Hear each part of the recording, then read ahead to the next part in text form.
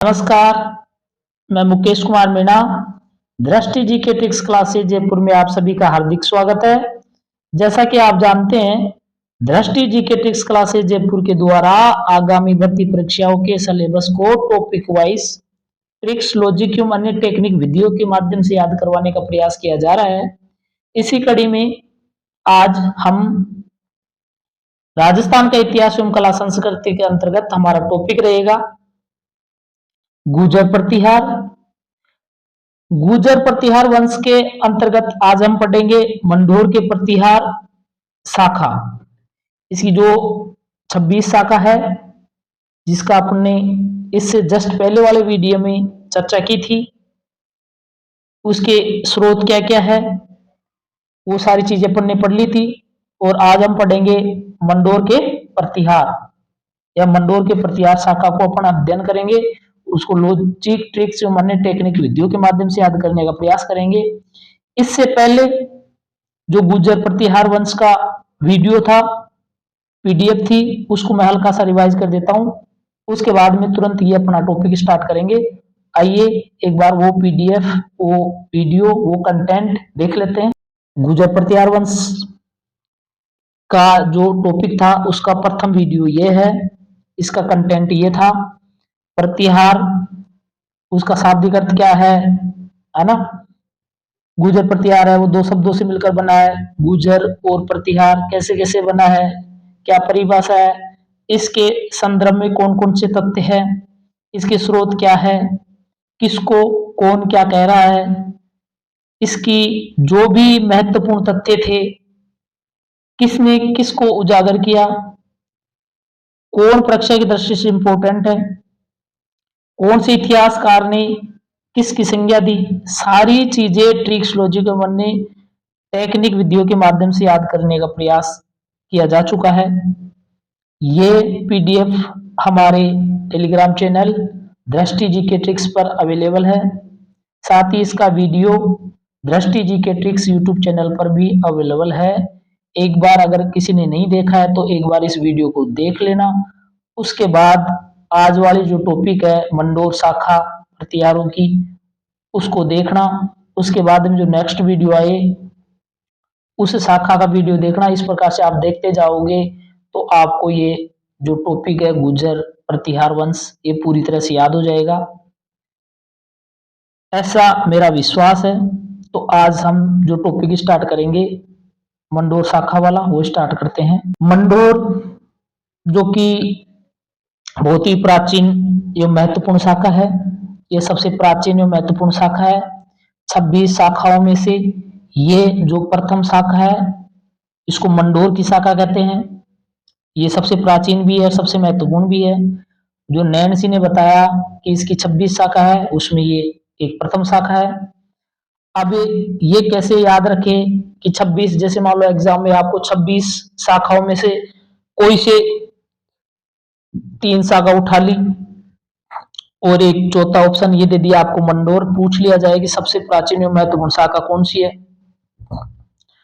वैसे तो आप इसको पढ़ लिए 2-4 बार, 5 बार, जितने भी बार वैसे आपके जहन में बैठा भी हुआ है, लेकिन फिर भी मैं ऐसे मानता हूं कि आप भूल गए हो। तो ऐसा कोई लॉजिक, ट्रिक्स जो वहां पे अपने सामने काम आ जाए, ध्यान में हो, देखा जाए, तो वो अपना क्वेश्चन सॉर्ट आउट हो जाए। इसके लिए अपन ने कुछ लॉजिक एवं ट्रिक्स अपनाए हैं, जैसे मंडोर। अब मंडोर को आप बार बार पढ़ते हैं तो ऐसा प्रतीत होता है इसमें जैसे मुंडा शब्द की ध्वनि उत्पन्न होती है या एहसास होता है इसका। और लास्ट में मंडोहर, मंडोर मंडोर मंडोर, लास्ट में ऐसे हर किसी भी आवाज आती है, यानी मुंडा प्लस हर, यानी मंड मंडोर मुंडा प्लस हर, है ना, ऐसा प्रतीत होता है। तो मुंडा से क्या हो जाएगा, मुंह, और आदमी का मुंह ही सबसे महत्वपूर्ण होता है, ये ही सबसे महत्वपूर्ण होता है। और मुंह देखने की परंपरा सबसे प्राचीन है।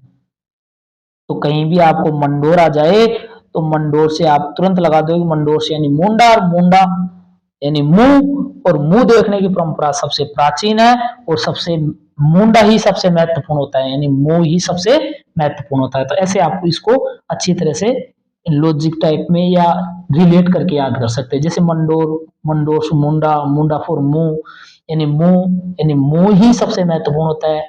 किसी को अगर देखा जाता है तो मुंह से ही देखा जाता है, सुंदर है, कैसा है, सुशील है, जो भी जैसा भी है वो मुंह के भाव से या मुंह से ही अपने देखते हैं। और ये देखने की परंपरा आज से नहीं है, प्राचीन से ही है। तो आपको ये प्राचीन से प्राचीन याद हो जाएगा कि भाई ये तो परंपरा है, वो प्राचीन से ही है।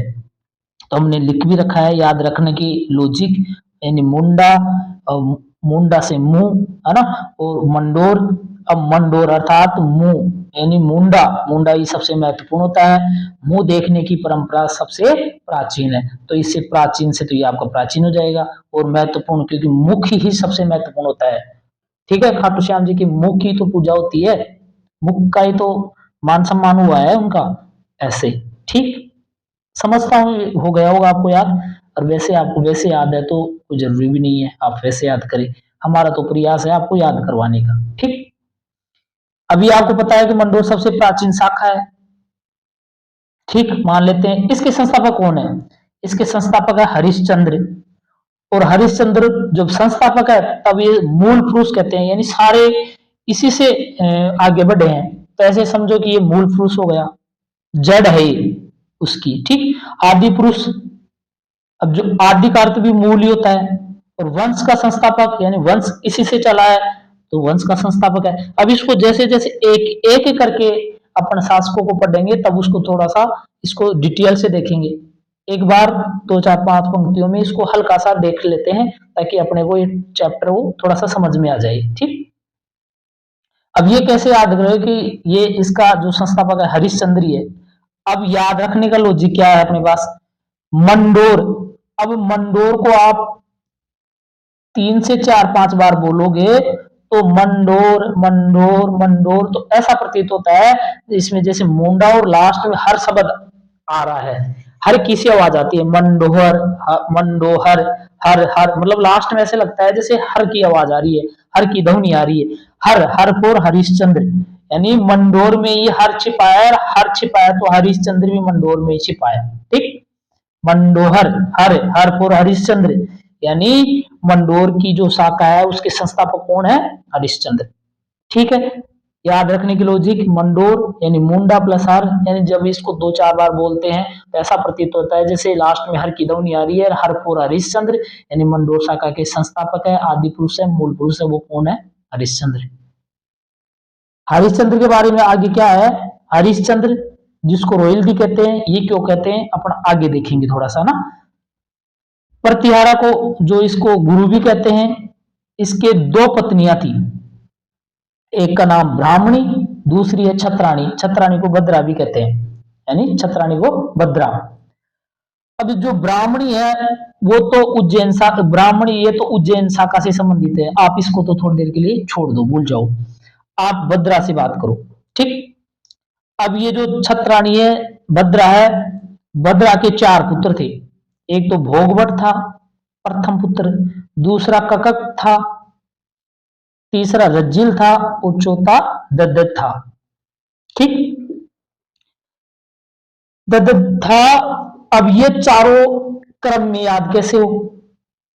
एग्जाम में कैसे भी पूछ लिया जाता है। जो आप पढ़ रहे हो कंटेंट पूरी तरह से याद होना चाहिए, आप उसमें ना धोखा खाए ना मात खाए। अभी आप पढ़ भी लो, आपको याद भी नहीं है, आपको ये तो पता है कि भाई इसके 4 पुत्र थे। अब उन्होंने इसी में से पूछ लिया कि चलो 4 पुत्र है उसके क्रम बताओ, क्योंकि इंपॉर्टेंट है ना इसलिए। अब उसने कक पहले दे दिया, भोगवट बाद में दे दिया, रजिल बीच में दे दिया, दद पाछे पीछे दे दिया। ऐसे में आप समस्या, क्योंकि आपने क्रम तो याद ही नहीं किया ना, वैसे 1 2 बार पढ़ गए। अक्सर या तो कोई रटता है या कोई पढ़ता है, अब सोच समझ करके पढ़ते नहीं है, सोच समझ करके रटते नहीं है, तो इसका थोड़ा सा खामियाजा भुगतना पड़ जाता है। तो अपन ऐसी गलती नहीं करेंगे। अपन जो भी कंटेंट पढ़ेंगे, अगर जहां पे कर्म आ रहा है तो अपन कर्म से भी याद करेंगे। जहां अपने को रटने की जरूरत पड़ेगी, भाई इसमें कोई ट्रिक्स भी नहीं लग रहा है, इसमें कोई लॉजिक भी नहीं लग रहा है, इसको कैसे भी, तो ऐसे अगर रटने की पड़ेगी तो हम रटेंगे। बात ये है, पढ़ने की पड़ेगी तो हम पढ़ेंगे, लॉजिक से याद करने पड़ेगी तो लॉजिक से याद करेंगे, ट्रिक से करेंगे तो ट्रिक से करेंगे। मकसद यही है कि अपना जो कंटेंट है ना वो पूरा 100% याद रहे, उसमें कहीं से भी कैसे भी घुमा करके क्वेश्चन पूछ लिए, अपने गलती नहीं होना चाहिए, बात इतनी है। ठीक। चलो देखते हैं। इसमें है भद्रा के 4 पुत्र थे, भोगभट है, कैकक है, रज्जिल है और एक है ददद। अब देखो ये जो द है ना, ये द, फिर ये द और फिर ये द, इस प्रकार से है ये, ठीक। तो ये बीच वाला द ना बिल्कुल साइलेंट प्रवृत्ति में बोलेंगे, ठीक। अब इसको याद करने का तरीका क्या है, अब ये किसके पुत्र थे, भद्रा के। भद्रा भद्रा दो चार बार बोलोगे तो ऐसे बोलेगा भद्दा भद्दा। अगर किसी को आप भद्दा बोलोगे ना तो वो आपके भाग करके मारेगा, या तो पत्थर की देख के मारेगा या वो खुद आगे चल करके भाग करके मारेगा, भाग करके आपके देगा। तो ये बस इसकी ट्रिक्स भी यही है, कर्म से याद रखने का लॉजिक है, भद्रा भाग करके दे। अब आप किसी को भद्दा कहोगे तो भद्दा आदमी भाग करके आपके देगा। अब वो चमाटा देता है कि घोंसा देता है, पत्थर की मारता है, लेकिन देगा जरूर आपके। अब किसी, भाई ये तो भगवान की देन है, या फिर कोई ऐसी आकस्मिक घटना है जिसकी बदौलत उसके शरीर अंग भंग हो गया हो, या फिर उसकी किसी वजह से दिक्कत हो गई हो, है ना। तो अब आप उसको मान सम्मान के साथ न बोल करके उस विकृत आकार को ध्यान में रखते हुए आप उसको बोलोगे तो उसको अच्छा नहीं लगेगा, भद्दा लगेगा। या आपको किसी को गाली दे करके या तू तड़ाके से बात करोगे तो वो तो भद्दा ही है ना। तो वो क्या करेगा, वो भी आपके भाग करके मारेगा ना। बस यही ट्रिक्स है इसकी। यानी याद, क्रम से याद करने का तरीका यही है कि भद्दा भद्रा भाग करके दे। तो भद्रा से तो आपका ये भद्रा हो गया, ठीक। भाग, भाग से आपका हो गया भोगभट, ठीक। भोगभट और कैसे आपका हो गया ककक, ठीक है। और रैसे हो गया आपका रजिल। और दे, भाग कर दे फोर हो जाएगा आपका दद, ठीक। दद भाग कर हो जाएगा। तो इसकी ट्रिक से बद्दा के चार थे तो बद्दा बद्दा भाग करके देगा, बस ये याद रखना, बद्दा भाग करके देगा। किसी को बद्दा बोलोगे तो भाग करके आपको देगा, ठीक। अब ये जो, चलो मान लेते हैं चारों संतान है, भोगभट है, ककक है, रज्जिल है और ददद है, ठीक। अब इसमें इनको देख करके आपको कौन सा नाम ऐसा लग रहा है जैसे राजा की तरह प्रतीत होता हो। अब देख भोगभट, यानी क्या भोग क्या बट, समझ में नहीं आ रहा ना। क क क क, क मतलब इसको बोलना ही नहीं आ रहा, क, क, क, मतलब समझ में नहीं आ रहा क्या है ये राजा, राजा का नाम ही नहीं हो सकता, है ना। The the the the, the ये कोई नाम है यार, the the the the the, the ये मतलब ये राजा का नाम है क्या ये, ना ना, पसंद नहीं आया मुझे तो लगा ही नहीं। क क क क, क ये भी यार कोई नाम है, ये भी नहीं होगा। भोग भट्ट किसी को, ये कोई नाम है। अब रज्जिल, रज्जिल ऐसे लगता है जैसे वास्तव में नाम है, कोमल नाम है, एक अच्छा नाम है। रज्जिल राजा से संबंधित है भाई, तो ये ही ऐसे लगता है जैसे राजा है। बाकी का ये तो ऐसे लगते हैं, पढ़ने में ही नहीं आ रहा, राजा तो कहां से बनेगी। ये सिर्फ आपको याद करने की दृष्टि से ऐसे शब्दों का यूज कर रहा हूं मैं, ऐसे मत मान लेना कि ये राजा ही नहीं थे, है ना। मैं सिर्फ याद करवा रहा हूं आपको। तो आप ऐसे रटने की जरूरत नहीं है, जैसे आपको ये आ जाए तो आप बस इसमें से कौन सा प्रथम राजा था, तो ये रजिल को, ये रजिल जो तीसरा नंबर का है, ये प्रथम राजा है। प्रत्यार, अब एग्जाम में से पूछ ले कि भाई प्रत्यार का वंश का प्रथम राजा या प्रत्यार राजा कौन सा था, प्रथम प्रत्यार राजा, तब रजील करोगे आप हरिश्चंद्र मत कर देना, हरिश्चंद्र मत कर देना, ये तो एक ब्राह्मण था, ठीक है। प्रतिहार तो ये था कौन सा, रज्जिल, ये तो बाद में बना है ना। हालांकि इसकी संतान है, लेकिन मुख्य रूप से अगर शुद्ध प्रतिहार की बात करेंगे तो ये रज्जिल है। यानी इसकी, इनमें से कौन सा नाम, अब देखो आगे मैंने, इनमें से कौन सा नाम राजा जैसा प्रतीत होता है, राजा जैसा प्रतीत होता है, तो आपको मैंने बता दिया रज्जिल। ये तो लगता ही नहीं है, ये पढ़ने में ही नहीं आ रहा, ये भी पढ़ने में नहीं आ रहा, जो पढ़ने में ही नहीं आ रहा वो क्या राजा होगा यार। जब पढ़े लिखे ही नहीं पढ़ पा रहे हैं तो आम जनता तो क्या क्या राजा समझेगी। भोग भट्ट, किसी का भोग देना रही, भट्ट खाना रही, क्या है ये। तो इसका मतलब ये सही नाम है, ये ही आपका क्या हो जाएगा, एकदम राजा बनने लायक नाम है, ठीक। तो ये ही प्रथम राजा था, इसके बारे में थोड़ा सा देखते हैं। हालांकि और आगे डिटेल से देखेंगे। रज्जिल जो आपने देख लिया, रजिल से ही मंडोर की वंशावली प्रारंभ होती है, यानी वंशावली, असली वंशावली यहां से प्रारंभ होती है इसे। ठीक। अब ये जो चारों पुत्र है, ये चारों पुत्र मिलकर मंडोर जीतकर प्रतिहार वंश की स्थापना की, उसके चारों ओर जय स्तंभ लगवाए। अब ये ज्यादा इंपॉर्टेंट नहीं है, बस ये जानकारी के लिए है कि भाई इन चारों ने मिलकर के मंडोर को जीत लिया और उसके बाद में इसकी चारों तरफ जय स्तंभ, परकोटा वगैरह ये लगवा दिए। ठीक। चलो यहां तक ठीक है, कोई विशेष जरूरत नहीं है। अब है मंडोर के शासकों का क्रम, ये इंपॉर्टेंट है और ये सभी ही छोड़ करके चले जाते हैं। मैंने तो सबको देखा है, मैंने भी देखा है, मैं खुद भी जब तैयारी कर रहा होता था उस दौरान मैं भी इसको छोड़ दिया था, देखता ही नहीं था कि ठीक है यार इसमें कोई नहीं पूछेगा, मैंने देख लिया। अब कभी कभार क्या होता है कि इनमें से ही पूछ लेते हैं, गुजर प्रतिहार, नागवट के बारे में, मियर बोझ के बारे में, सबके बारे में सब कुछ बताया है भाई, कौन महेंद्र पाल प्रथम है, द्वितीय है, किसने क्या किया, किसकी क्या उपाधि है, लेकिन इसको छोड़ दिया। अब इनमें से ही पूछ लेते हैं, पूछ लिया कि भाई जो झोटा है उससे उससे संबंधित पूछ लिया, तात से संबंधित पूछ लिया। अब अपने को तो ऐसे लगता है यार ये तो पढ़ा ही नहीं है, ये कहाँ से आ गया। अब ऐसे में गलत हो जाता है, जबकि अपने 30 पेज पढ़ चुके हैं, याद भी है, लेकिन एक पेज याद नहीं है। और एग्जामिनर जो वहां पे पेपर सेटर होते हैं वो भी यही सोचते हैं कि ये क्योंकि अटपटे हैं ना, इसको सब छोड़ देते हैं, तो सब छोड़ दिया होगा, तो उन्होंने इसमें से दे देते हैं और अपने को दिक्कत हो जाती है, मेहनत गई पानी में। ऐसा नहीं हो, हम ऐसा नहीं होने देंगे। अब आप ध्यान से देखोगे तो हम नहीं होने देंगे, और ऐसे पढ़ेंगे तो होगा भी नहीं। देखते हैं कैसे कैसे। ठीक है।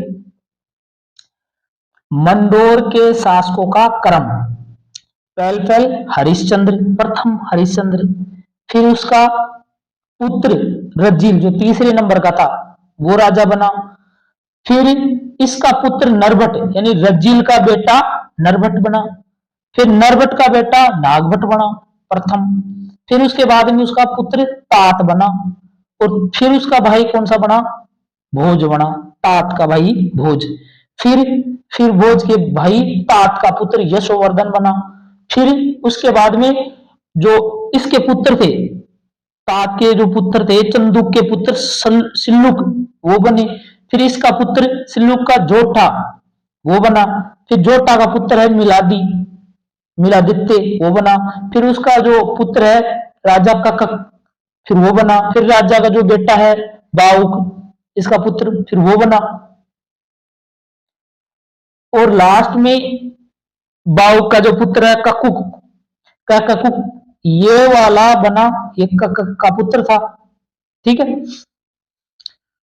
बाउक बाउक के बाद में ये जो ककक का फिर इसका पुत्र बाउक बना, और बाउक के बाद में ककुक बना, और ककक का जो पुत्र है, ठीक, और फिर लास्ट में हमीर बना, और हमीर ही मंडोर का अंतिम शासक। ठीक। अब ये कैसे याद करें, क्या ट्रिक्स है, क्या लॉजिक है, ये क्रम याद रहना चाहिए और रटना भी नहीं पड़े, यानी रटना भी यार अपना ऐसा सोचते हैं कि ना तो हमें रटना पड़े ना हमें बार बार पढ़ना पड़े, हमें तो बस याद रहना चाहिए वो। अब ऐसी कौन सी विधि है जो आपको याद करवा दे, आप रटे भी नहीं पढ़े भी नहीं और फिर भी आपके पास याद रही, है ना, वो जहां कहीं भी मिलेगा आप पहचान जाएगी इसका अर्थ तो ये है, तो वो चीज देखेंगे अपन और याद भी करेंगे। देखो हरिश्चंद्र राजा, अब ये कोई याद करने की जरूरत ही नहीं है भाई, हरिश्चंद्र राजा ही है। अब जब राजा है तो नर नारी भी प्रजा है, राजा की प्रजा होगी तो नर नारी होगी, यानी हरिश्चंद्र राजा नर नारी तो तू भेज, कोई भी युद्ध करवाना है, कोई कला दिखानी है या कोई भी काम करवाना है तो उनका मालिक ही तो भेजेगा प्रजा को, तो हरिश्चंद्र राजा नर नारी तो तू भेज, ऐसा लुक झट मिला देंगे, अगर आपने आदमी भेज दिए तो ऐसा लुक झट मिला देंगे। कैसे मिला देंगे कि काका बोले काकू अम्मी, यानी काका भी बोलने लग जाएगा काकू अम्मी, राजा को उसके जो सैनिक है या जो भी है वो, क्योंकि राजा का काम यही होता है शिकार करना, अपनी सीमाओं को विस्तार करना, लड़ाई झगड़े करना, ये चीजें ही होती है। अब इनकी जो सैनिक है बस वो यही करें भाई हरिश्चंद्र राजा नर नारी तो तू भेज, लुक तो अपन झट देने से मिला देंगे, और ऐसा मिला देंगे कि काका भी काकू बोलेगा हमें, यानी काका बोले काकू हमें, बस अब देखो,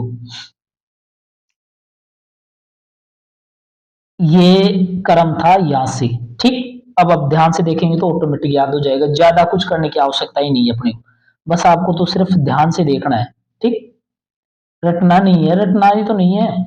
मंडोर के शासक, अब देखो मंडोर है, एक दो बार बोलोगे मंडोर मंडोर तो हर शब्द आता है इसमें, लास्ट में ऐसा प्रतीत होता है जैसे हर भी बोल रहे हैं, मंडोहर, हर, मंडोहर, मंडोर, मंडोर, मंडोर, मंडोर, हर आता है। हरपोर, हरिश्चंद्र, हरिश्चंद्र क्या है?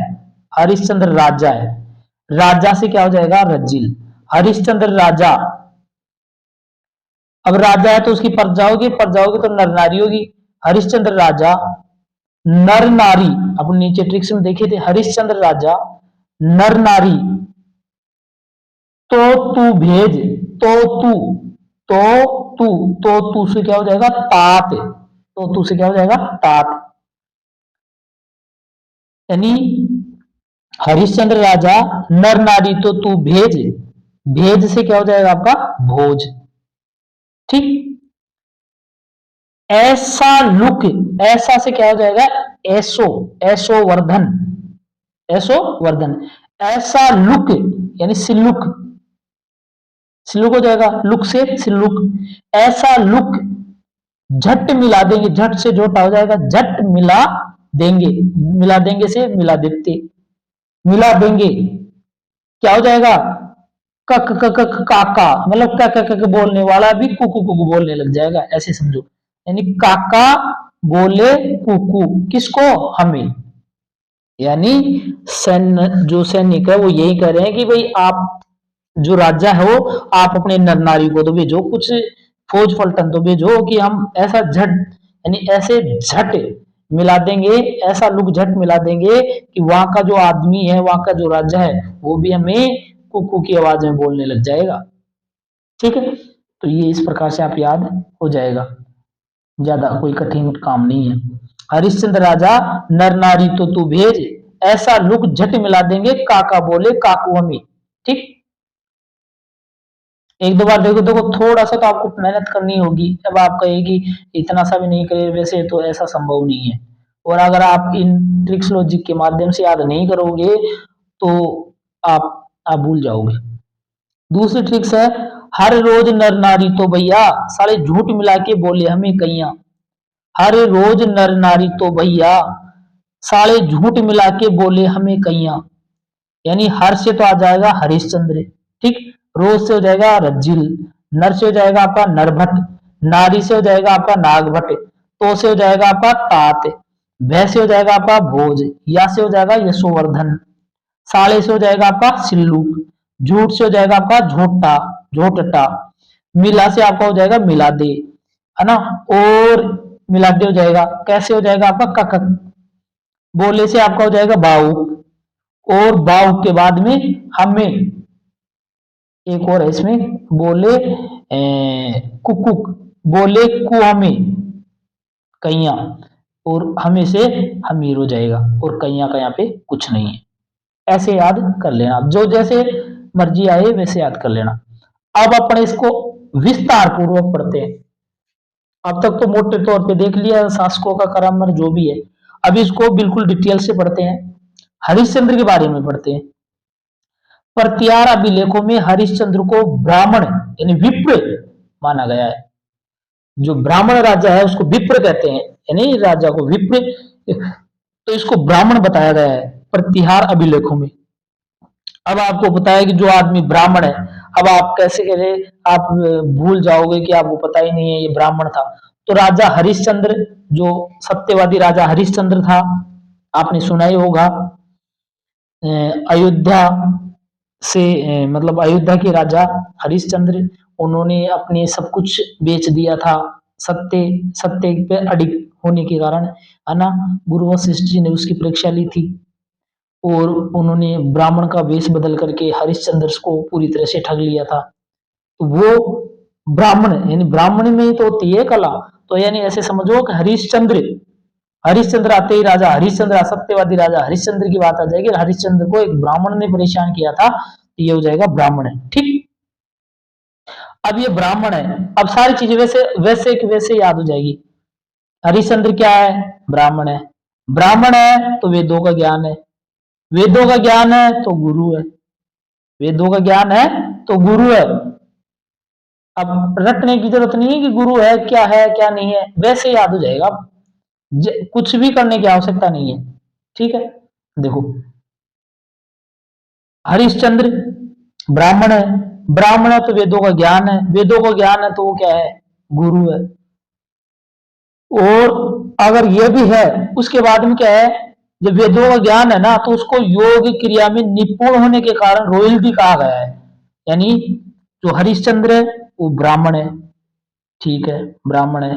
ब्राह्मण है तो उन वेद आव है, ठीक है, विनय वेद आव है। और वेद आव है तो गुरु जी है। भाई जिन कोई किताब पढ़ने आवे है या कोई अच्छी चीज आवे है तो वो गुरु ही है अभी चीज के वी एरिया में, तो है ना। तो ब्राह्मण है, ब्राह्मण से क्या हो जाएगा? उसको वेद आते हैं, वेद आते हैं तो वो गुरु है। और जब गुरु है तो विनय वेद ही आवा है तो योगी की क्रिया भी आवा है, योगी की क्रिया के कारण ही विनय रोहिल्दी कहते हैं। योग की क्रिया में निपुण होने के कारण रोहिल्दी कहा गया है। और जब प्रतिहारों में इस प्रकार से परिपूर्ण है, वो ब्राह्मण भी है, वेद भी उसको आते हैं तो वो गुरु है, गुरु है और उसको योग की क्रिया है तो उसको रोहिल्दी कहते हैं। और वो ये सब चीजों का सबसे पहले जानकार है तो वो संस्थापक है। और संस्थापक को ही आदि पुरुष कहते हैं, संस्थापक को ही आदि पुरुष कहते हैं और उसी को मूल पुरुष कहते हैं। ठीक, तो ये हरिश्चंद्र के बारे में बस, इससे ज्यादा बाहर कुछ नहीं पूछेंगे। ठीक, क्या क्या वापस देख लो। ब्राह्मण है, ब्राह्मण है तो उसमें वेद है, इन वेदों का ज्ञान है, वेदों का ज्ञान है तो गुरु है ना। और गुरु है तो वेद भी आते हैं, उसको योग से संबंधित क्रिया भी आते हैं, इसलिए रोहिल्दी कहते हैं। और ये जानकारी में सबसे पहले है तो उसने वंश की स्थापना भी उसी ने की थी। अब वंश की स्थापना करने वाला मूल पुरुष कहलाता है, आदि पुरुष यानी आदि का अर्थ भी मूल ही होता है, तो मूल पुरुष कहलाता है। तो ये आपको याद हो, जहीं कहीं भी आपको हरिश्चंद्र आ जाएगा तो ब्राह्मण आ जाएगा, ब्राह्मण से ये सारे अर्थ निकल जाएंगे कि ब्राह्मण है, ब्राह्मण है तो उसको तंत्र मंत्र भी आते होंगे, वेद भी आता होगा और ये सब चीजें आती हैं तो गुरु जी होंगे, वो वंश का संस्थापक होगा, आदि पुरुष होगा, मूल पुरुष होगा, ये सारी चीजें वैसे की वैसे याद हो जाएगी। तो अब इसको रखना है ही नहीं, बस याद हो गया अपने को। ठीक, अब दूसरा है रज्जिल। ठीक, रज्जिल मंडोर का पहला प्रतिहार राजा था। मैंने पहले बताया था उसमें जो भद्रा के 4 संतानें थी उसमें तीसरे नंबर का था ये रज्जिल, तीसरे नंबर का था। अब ये तीसरे नंबर का था तो रज्जिल मंडोर का पहला प्रतिहार राजा बना। उनमें से कोई राजा नहीं दिखता है, राजा यही दिखता है, तो ऐसे समझो कि ये ही प्रतिहार राजा था, पहल पहल का प्रतिहार। अगर ऐसे पूछ ले कि मंडोर शाखा का सर्वप्रथम प्रतिहार राजा कौन सा है तो आपको रज्जिल करना है, न कि हरिश्चंद्र। अब जब प्रथम राजा प्रतिहारों का यही है तो मंडोर की वंशावली भी इसी से प्रारंभ होगी, प्रतिहारों की वंशावली इसी से प्रारंभ होगी। और जब क्योंकि सबसे पहले प्रतिहार राजा यही बना था, है ना, रज्जिल मंडोर का पहला प्रतिहार राजा बना तो वंशावली से स्टार्ट हुई। ये तो आपको स्वाभाविक सी बात है कि पहले प्रथम सर्वप्रथम जो राजा बनेगा उसी से वंशावली प्रारंभ होगी। और जब ये राजा बन गया तो इन्होंने अपनी खुशी में रोइस कूप, जिसको गठियाला बोलते हैं एरिया, उसमें मां मंडलेश्वर महादेव मंदिर का निर्माण कराया। बस इसके बस रजिल की ज्यादा नहीं है। रजिल से राजा बना, पहल राजा बना, यानी प्रतिहार राजा है, वंशावली इसी से स्टार्ट होती है। और जब ये जो आदमी पहल नौकरी लगेगा तो वो इतनी खुशी मनाएगा कि वो स्वामणी भी करेगा और वो सारा ही काम करेगा, तो ये पहल राजा बना तो वंशावली इसी से स्टार्ट हुई। इस खुशी खुशी में मंदिर भी बनवा दिया महादेव जी का कि इसके आशीर्वाद से मैंने राजा बन गया मैं। ऐसे तो ये याद हो गया, बस 3 चीज याद रखनी है। अगला देखो, नरभट्ट। नरभट्ट रण कुशलता के कारण इसको पिल्लापल्ली या पेल्लापेल्ली उपाधि से सम्मानित है। अब इसमें ये चीजें इंपॉर्टेंट है कि ये किसको सम्मानित, किसकी उपाधि से सम्मानित है, ये है ना, पिल्लापल्ली या पेलापेली, है ना, पेल्लापेली पेलिली, ऐसे। तो ये किससे संबंधित है? तो ये नरभट्ट से संबंधित है, नरभट्ट की उपाधि है, यानी इसको इस उपाधि से इसको सम्मानित किया। अभी याद कैसे, जैसे नरभट्ट, अब नर कोई भी आदमी हो, बालक हो, अब अगर वो भटकेगा, कोई भी काम करने से पहले पहल तो भटकेगा। अगर कोई पढ़ रहा है या फिर कंपटीशन की तैयारी कर रहा है तो प्रथम बार तो भटकेगा ना, कभी कौन सी कोचिंग में जाएगा, कभी कौन सी किताब उठाएगा, कभी किससे पूछेगा, कभी क्या, तो पहल तो भटकता ही है। तो मैंने लॉजिक भी यही बनाया है कि नर भटके पहले पहल, यानी पहल सु पिलपिला, या पिल्ला पिल्ली या पेला पिल्ली, यानी नर भट के पहल। बस ऐसे याद करना, नर भट के पहल, नर भट के पहल, तो आपको आराम से हो जाएगी। नर नर यानी आदमी, आदमी हमेशा पहल तो भटकेगा, कोई सा भी काम स्टार्ट कर लो, भटकना उसका स्वाभाविक है, यानी पहल तो भटकेगा, पहल से पिल्ला पिल्ली या पेला पेली। ठीक। नेक्स्ट है नाग भट्ट प्रथम, नाग भट्ट प्रथम। अब इसे नाहड़ के नाम से भी जाना जाता है, नाहड़ यानी नाग, नाड़, है ना, तो नाड़ ना।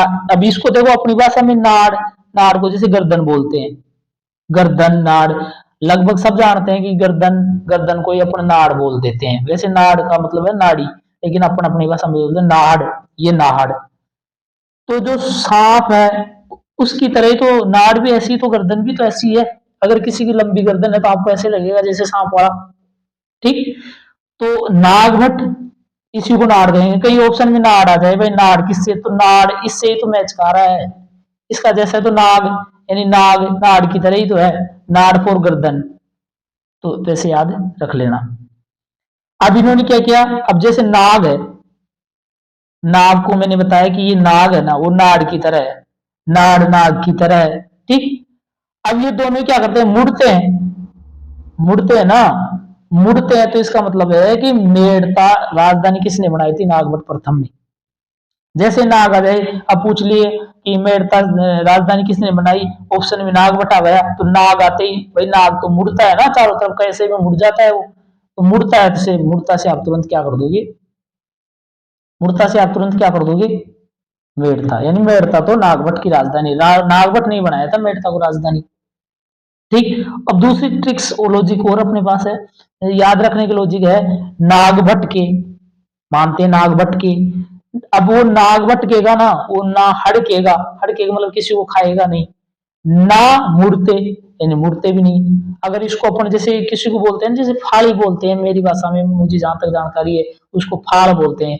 जैसे कोई क्वेश्चन पूछता ना कि ऐसी चीज बताओ जो, फॉर एग्जाम्पल के तौर पे, जैसे रात दिन चले, चले एक कदम, बताओ क्या चीज है, ऐसे जिसको फाड़ बोलते हैं, और कुछ भी बोलते होंगे मेरे हिसाब से, मुझे तो यही पता है। जैसे आप पूछ लिया जाएगी रात और दिन चले, चले एक कदम, बताओ क्या चीज है, तो वो दरवाजा ही है ना, किवाड़ है। मतलब जब चाहे तब उसको खोलेंगे बंद करेंगे, खोले बोलेंगे, तो रात दिन चलता रहता है, लेकिन वो चलता कितना है, सिर्फ एक कदम। ऐसे ये चीज भी मैंने उसी से रिलेट की है, जैसे नाग भटके, नाहड़ के यानी नाग की तरह भटकेगा, और नाड़केगा मतलब किसी प्रकार से वो किसी को काटेगा नहीं, ना ही मुड़ता, ना ही मुड़ता, तो ऐसे क्या है, जी का ताबीज। अब जो ताबीज है वो गले में नाग की तरह लटका रहता है, भटकता रहता है ना, वो लेकिन वो किसी को खाता थोड़ी है, ताबीज ही तो है वो, और मुड़ता भी नहीं है, तो ये जी का ताबीज। अब इसमें क्या है, ये भी इसलिए जोड़ा गया है ये कि देखो, नाग भटके सुनाग भट प्रथम आ जाएगा, ना हड़के, हड़के से नाहड़ आ जाएगा, मैंने बताया था कि नागभट्ट को नाहड़ के नाम से भी जाना जाता है, तो नाहड़ के से नाहड़ हो जाएगा। ठीक।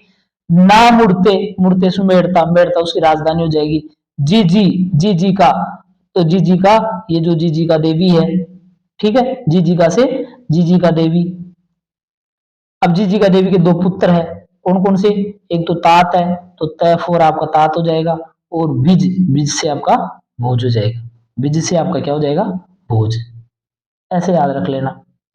याद रखने के कई तरीके हैं, हो सकता है आपके पास अच्छा तरीका हो, लेकिन जैसे मैं याद करवा सकता हूँ, जैसे मैं प्रयास कर रहा हूँ वो अपना कर रहा हूँ, आप देख लेना, कोई सुधार हो इस प्रकार के हो तो आप कमेंट कर सकते हैं। ये सिर्फ आपको याद करने की दृष्टि से बनाए जा रहे हैं, और इसलिए क्योंकि एग्जाम में आप अगर कोई भी सिलेबस है, सिलेबस का अगर टॉपिक कंप्लीटली निचोड़ करके आपको याद है तो आपकी बेड़ा पार है, आपको कोई नहीं रोक सकता।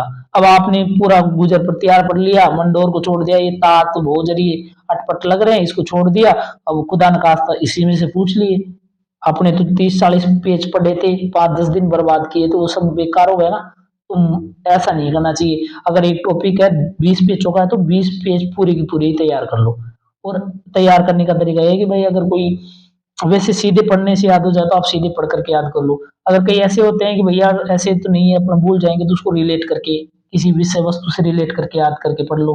आपको लगता है यार इसमें तो ट्रिक्स लगाना पड़ेगा, तो ट्रिक्स लगा करके पढ़ लो। आपको लगता है कि इसमें लॉजिक की जरूरत है, हाँ ये दिमाग से निकाल देना कि ट्रिक्स ट्रिक्स लगाएंगे तो अपना ट्रिक्स तो भूल जाएंगे, याद नहीं रहेगा, लॉजिक लगाएंगे तो भूल जाएंगे, वहां पे सब कुछ याद आ जाता है। बस अगर आपने बार बार रिपीट किया है तो वहां पे तुरंत ये सब चीजें याद आ जाएगी। और आप जो उलझन में पड़ जाओगे ना, वो उलझन को ये ट्रिक्स आराम से निकाल देती है। लॉजिक ट्रिक्स ऐसी ऐसे ट्रिक्स लॉजिक लो जो आपको रटना नहीं पड़े, आप भूले भी नहीं। ठीक, अब मैं जो बता रहा हूँ आप भूलेंगे भी नहीं। हो सकता है जैसे कि, लेकिन इससे पहले जो मैं लॉजिक और ट्रिक्स दोनों से बता रहा हूँ तो ऐसी कोई बात नहीं है, आप आराम से याद हो जाएगा। और मेरा तो मकसद है कि जो पढ़े ना वो याद रहना चाहिए। ठीक, अब देखो, तात तात तात तात तात तात तात तात, यार जो आदमी बोल ही नहीं सकता, नाम ही तात है, तात तात तात तात, अब वो क्या राजा बनेगा यार, उसको क्या राजा बना देगा तो क्या काम करेगा वो, जनता ही सुनेगा नहीं, खुद ही बोलने में असमर्थ है। अब ये है नहीं, ये चीजें मैं नहीं बता रहा, ये तो मैं सिर्फ याद करने के लिए बता रहा है कि ये जो तात राजा है ना, हालांकि बना होगा राजा, इन्होंने अच्छे काम भी किए होंगे, मैं ये नहीं कह रहा, मैं तो सिर्फ ये कह रहा हूँ कि ये राजा बनाग नहीं बनाग, इसकी मतलब जो मैं तथ्य याद करने की दृष्टि से बता रहा हूँ। तात, अब ता ता ता ता ता ता, अब जो आदमी छोटा सा बच्चा नहीं होता है वैसे बोलता है ता ता ता तो ता, यार आदमी खुद बोल ही नहीं सकता, वो क्या राजा बनेगा, तो बस इसकी ट्रिक्स भी यही है। तात ने अपने भ्राता, अपने जो भाई है भोज, उसको मंडोर को सौंप करके खुद संन्यास ग्रहण कर लिया।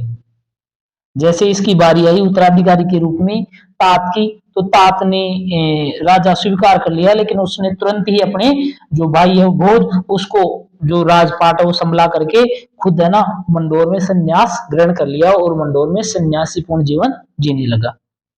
अब आपको याद हो जाएगी यार तात ने तो क्या किया था, तो बस आपको मैं ये याद करवाने का दृष्टि से ये बता रहा हूँ कि तात ता ता ता और ता ता ता ता ता ता ता, जो ता ता ता ता करा वो बोल ही कौन पा रहे हो, जो आदमी बोल ही नहीं सकता वो क्या राजा करेगा, तो इसका मतलब इन्होंने राज्य नहीं किया। और ये अपने, जब ऐसी स्थिति आ गई तो ये अपना जो राजपाट है वो अपने भाई को भोज को संभला करके खुद संन्यास ले लिया।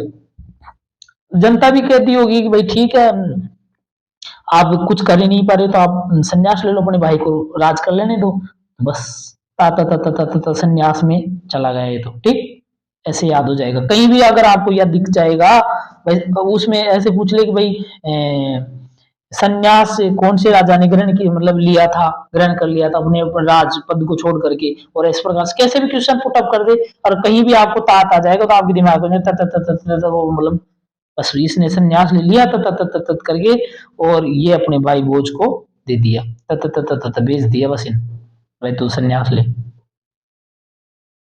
अब आ गया भोज। अब तात, जो तात था उसने तो किसको दे दिया, भोज को। ठीक, अब भोज इसने पतियारों की राजधानी मेड़ता से वापस मंडोर बनाई।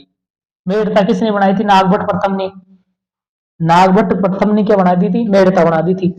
अब अब ये जो तात आया, तात के बाद में भोज आया, तो भोज ने वापस मेड़ता को मंडोर बना दी राजधानी।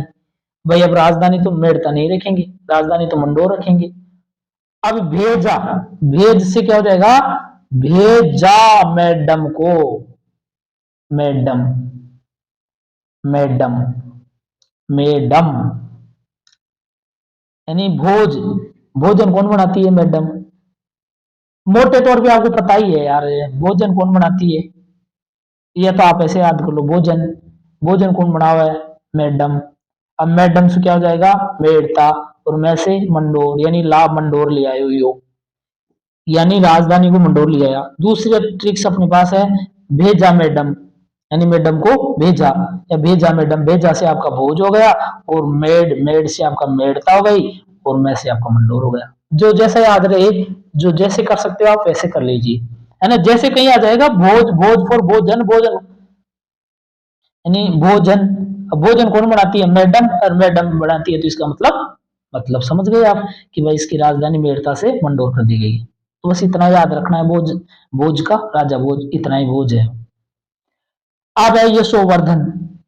यशोवर्धन राजा है, रागोली जो ताम्रपत्र है उसके अनुसार गुर्जर राज्य पर आक्रमण किया पर इसको जीत नहीं सकी। अभी इस पे आक्रमण किया गया लेकिन ये यश इतना यशोवर्धन था, इसमें इतनी ताकत थी कि उस आक्रमण को इन्होंने विफल कर दिया। ठीक, इसका ज्यादा कुछ याद करना नहीं है। अब है सिल्लुक, ये थोड़ा सा देखना है। सिल्लुक, इसने वल देश के शासक देवराज भाटी को हराकर उसके राज चिन्ह व छत्र छीन कर वापस लौटा। इन दोनों के बीच में लड़ाई हो गई तो इन्होंने उस देश के जो देवराज भाटी है उसको हरा करके और उसके जो राज चिन्ह है, छत्र है, वो सब छीन छान करके लूट लाट करके लेकर करके आ गया। और इसने जब उनको मारपीट करके भगा दिया तो उन्होंने कौन कौन से, तमणी जो कि वर्तमान में फूलौदी जोधपुर वाला एरिया है उसमें तमणी नामक स्थान है, उस तमणी नामक एरिया है उसको इन्होंने जीत लिया। वल जो जैसलमेर वाला एरिया है उस पर अधिकार कर लिया सिल्लुक ने। अब लुक फॉर लूट हो गया। लुक, सिल्लुक, लुक लुक लुक लूट, अब लूटता है देवराज भाटी को, यानी राज चिन्ह और छत्र छीन कर लौटा। यानी ये छीनने वाला कौन सा है, सिल्लुक। लुक लूट है ना, ऐसे याद कर लेना आप। मैंने इसका थोड़ा विशेष ज्यादा देखा नहीं। राजा का राजा राजा अब का की कु कु कु की क्या में किस में आते हैं, व्याकरण में तो आते हैं। और व्याकरण में आते हैं तो मान लेना कि राजा कक है वो व्याकरण में, काव्य में, तर्क में, ज्योतिष में, इनमें सब में परिपूर्ण था, ज्ञाता था। यानी राजा ककक व्याकरण, काव्य, तर्क, ज्योतिष का ज्ञाता थे। अब ये सब में ज्ञाता है तो वो कवि भी है और विद्वान भी है, यानी कवि और विद्वान पंडित भी है। तो जैसे कैसु आपका व्याकरण हो जाएगा, आप तर्क शास्त्र हो जाएगा, कैफ और कवि हो जाएगा, और कवि है तो विद्वान है, विद्वान है तो पंडित है। ठीक, दो लाइन याद होगी।